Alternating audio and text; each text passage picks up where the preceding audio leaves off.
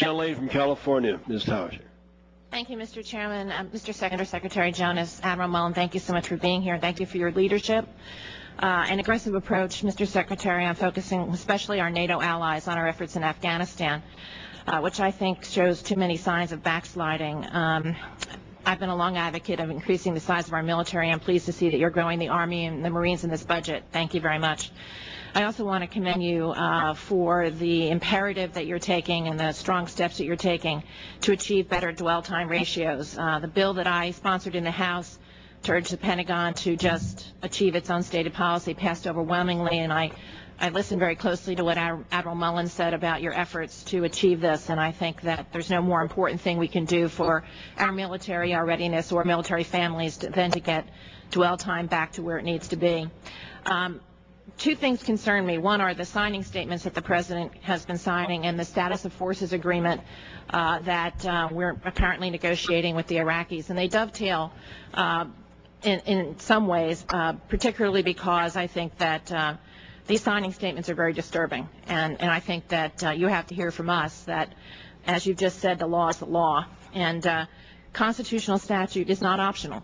And I think that the President needs to understand that these signing statements may be whimsical for him, and they may be what he really thinks he can do as an assertion of executive power, but the law is the law, and when we pass the law and he signs it, that's it. And signing statements may have some political, rhetorical point of view for him, but he needs to hear from us that they don't mean anything, and the law is the law.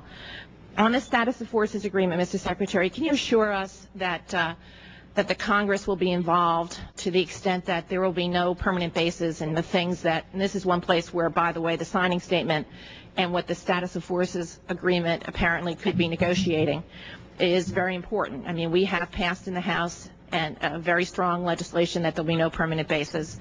The President had a signing statement basically saying he's going to do what he wants.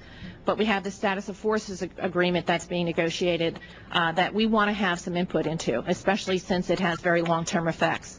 Can you give us some reassurance as to what you think the status of it is, and anything else that you can do to reassure us that we're going to be part of it?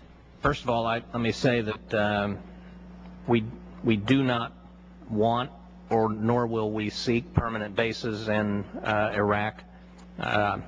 I don't know the specifics about the signing statement, except that I suspect it was more on constitutional grounds than it was on the substantive issue of the bases in Iraq, because the President and Secretary Rice and I have all been explicit that we do not want and will not seek permanent bases. I would also tell you that the status of forces agreement will not contain any commitment, any security commitment to Iraq.